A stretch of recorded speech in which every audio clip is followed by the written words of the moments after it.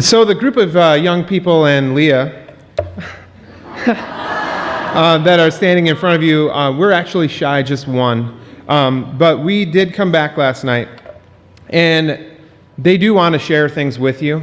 I'll just really quickly, I want to run down names so you know, so that way if you have very specific questions during fellowship time, you can talk up. This is Tatiana Spalding, Kelsey Ruggles, Mackenzie Davies, Jenya Ritt, Corbin Thering, James Spalding, and Isaac Lebrandi.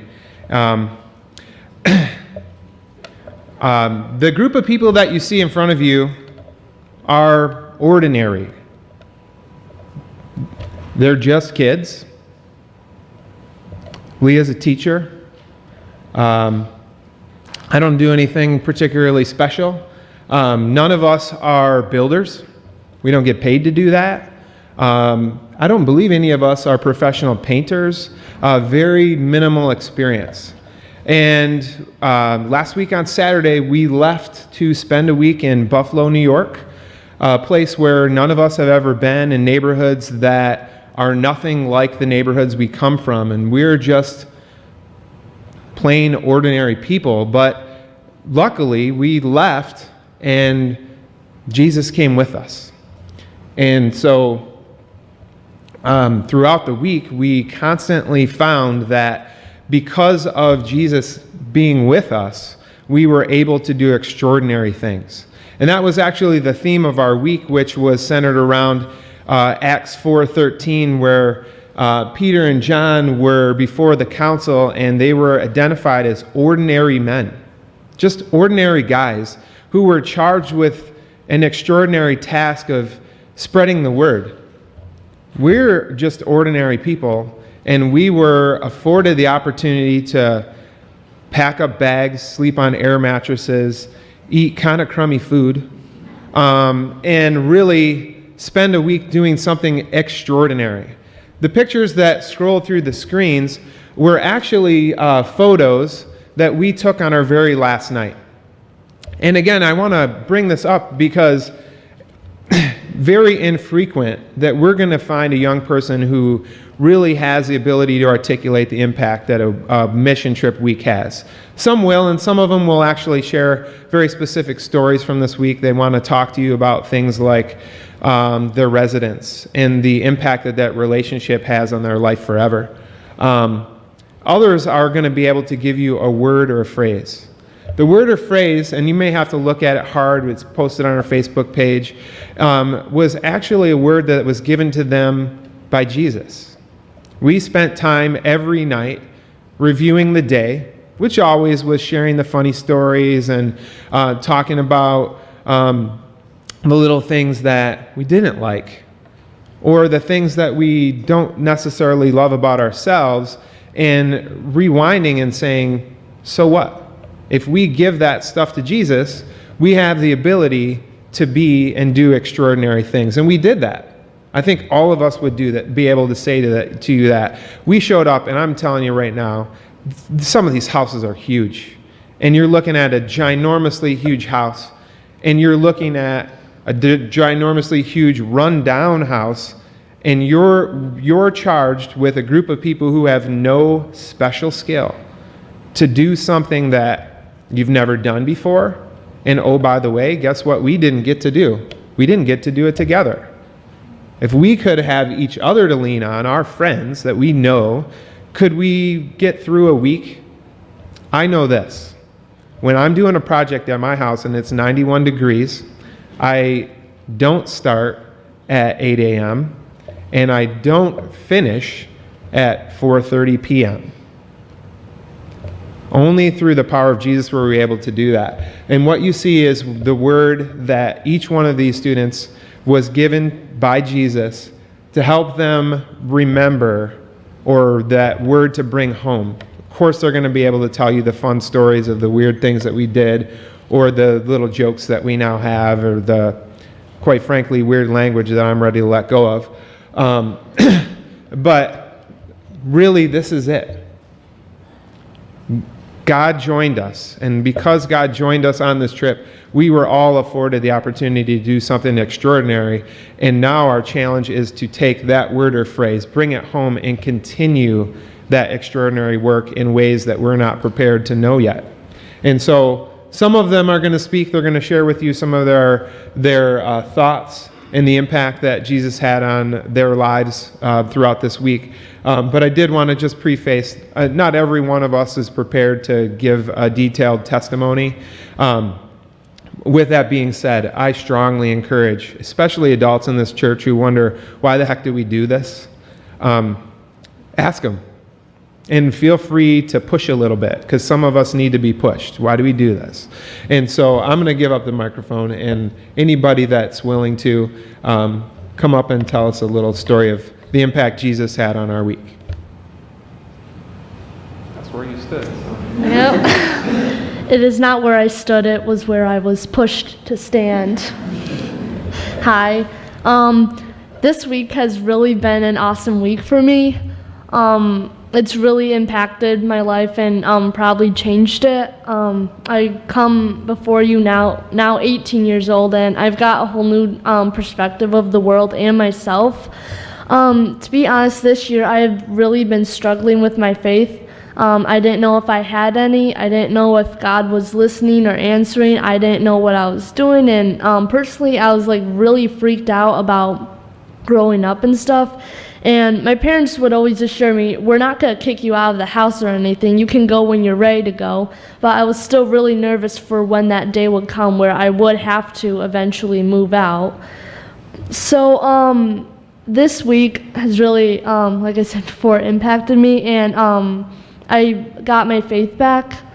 And I kind of got it like Friday when we did our afternoon devotionals. And because we had like these 3 questions, was what's the hardest thing, what's going to be the hardest thing to let go, what's going to be the hardest thing to go back to, and how did Jesus impact your life? And as I answered those 3 questions, I realized how much this mission trip has impacted me and grown me closer to Jesus. And I realized that everything's going to be okay. It's what my little phrase is up there. Oh, nice timing there. Oh, wait, maybe that wasn't timing. Okay, so, and I realized, yeah, everything's going to be okay, and I really felt better about myself and about everything, and that even though I may not get, like, an answer from God, I have that feeling that someone up there's listening to me, so, yeah.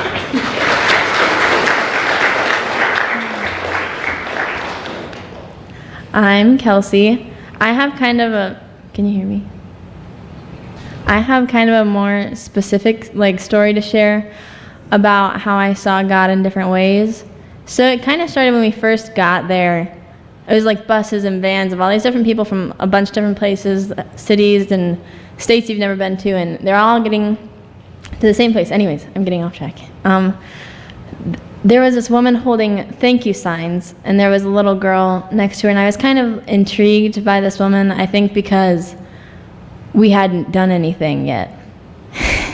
we just showed up, and she was already standing outside the school with these signs, and everybody's walking, and she's just yelling, "Thank you so much, thanks for coming." And I was like, that's really humble of her to already be thanking us. She didn't know if we were going to do a good job or anything. So I said to Mackenzie and Todd, I just kind of said out loud what I was thinking. I said that she'd be an awesome resident to have. She'd be an awesome person to serve. And so we meet our crew who we're going to be working with, and we get our assignment, but we don't meet the person until the next morning. So I get to my job site, and I meet the man who I'm working for. His name's Paul, and he was a co-sponsor, so he kind of helped set everything up, picked the sites that needed help, and was already a huge part in setting everything up and had done it for 5 years.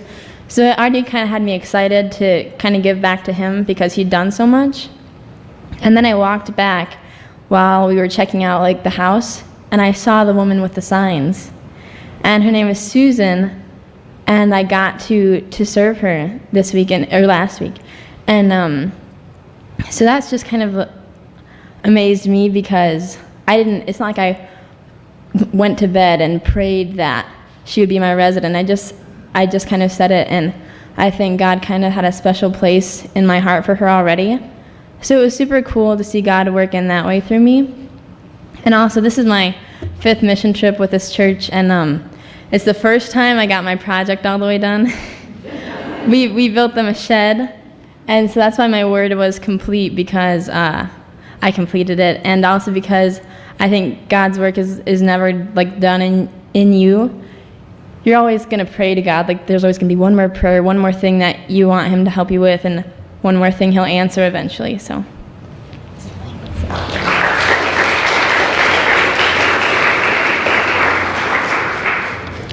Well, my name's Kenzie, and every day we would usually have like this thing with our crew or with our youth group, and we would always say whatever God sighting we had that day.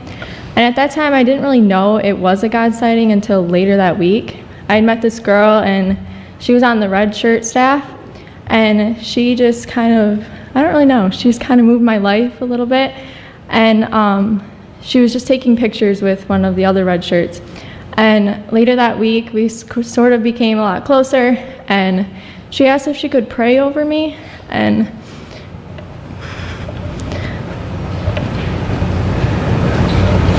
she just kind of, she knew things that I had never even told her, and she just sort of guessed it, I guess, and that was probably the biggest God sighting I had ever had, because I felt that that was God showing himself through her, and I just think that she'll be a lifelong friend that I'll have, even though she lives farther away.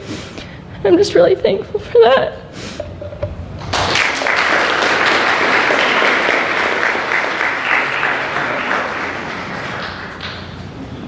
Hi, I'm Zhenya.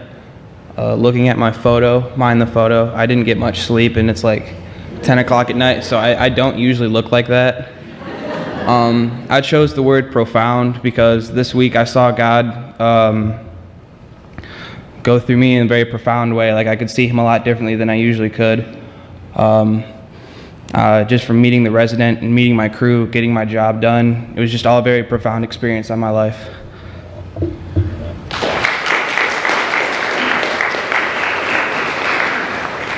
So these guys don't really want to say anything, so I'm gonna go here. My word, if you could see, was blessed. All week I was feeling really blessed. I was feeling really fortunate because we got such a great youth group, and I had such a great crew and such a great resident. It was all really, really good, and it was all really great. But that's not what I wanted to talk about. We worked on our house, and we finished on day 4 because we were a really great crew. And so day 5, we went out to another site that hadn't finished yet. And we went there, and that house was huge, and just so much work to do. And we did not end up finishing the second house. That one was left for somebody else to clean up the mess that we had left. But we couldn't finish that house. But what I want to say about that house is that the people there were like, oh, it hasn't been painted in 30 years. So it really, really needs to be painted. But I thought about it, and I was like, it looks this bad after 30 years? You know, the coat of paint that we put on is only going to last, another 30 years at the most. So I was kind of thinking that all these things that we do here are really almost meaningless because, in another 30 years, it's all going to be washed away. But let me tell you before I say that everything was meaningless, that there was a girl in my crew, and at the last day we're sitting in the backyard and we're eating lunch, and she says, this week was really great. If you had asked me last week my opinion on God, or whether God was real, or any question about God at all, I wouldn't have had any opinions. I wouldn't have had anything to say about God at all. She had just never formed any of those opinions. And she's like, in this week I was just really she was just really feeling that God was real, and that she could experience it through all of us. So I was like, even though this coat of paint is only going to last 30 years, the faith that girl had found, and the experience of knowing that God was real and God was working through this mission trip was really great. And I was thinking, with all 300 people that we had, pretty much 300 people in the whole 300 kids were working, and I was thinking that they all could feel this difference, but all the people of Buffalo could see that we loved God and that we were going out to serve for God, and that maybe those people around Buffalo could also get ideas and form opinions on God as well. So that's just what I thought.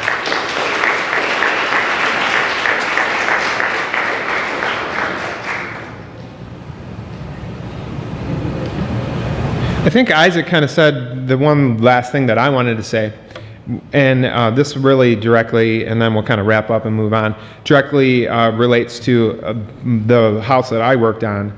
The house that I worked on, the resident's daughter was 15 years old, and she was gone all day, every day. And when she came back to the house every day, she was excited to see what we had done. And by Friday, this girl's opinion of what can be accomplished through God, because her mom and her grandmother were telling about these amazing kids that were working on the house, that they went to their church and they said, we're doing this next year. And she said, we have to be a part of this, not in Buffalo, but somewhere else. And it's because of these guys. So exactly what Isaac said. Here we are, 300 some faith believers, all on a different level. Some of us coming in broken, feeling like we're not sure where God is. And God magically works through us to impact well beyond the coat of paint or the crummy nail work that some of us do, to do something significant beyond fixing up houses. And so, again, when you talk to these guys, the power of just God working through us has impact beyond measure that is way better than paint. So thank you for supporting us, and we look forward to next year already. So thanks.